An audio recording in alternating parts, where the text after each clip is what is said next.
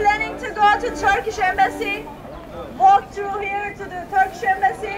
We want you to join us. Again, thanks a lot for your support.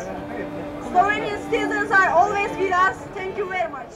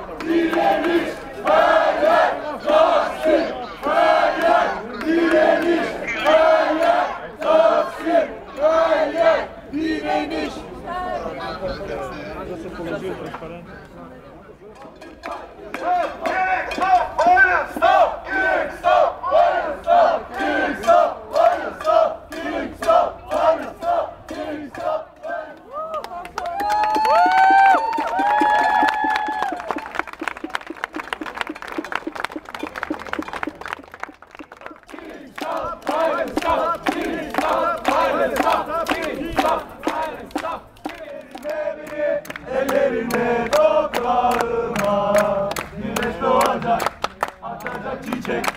Çavela çavela çavela çav çav çav.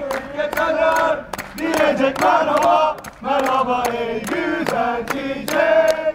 Gelip geçenler diyecek merhaba, merhaba ey güzel çiçek.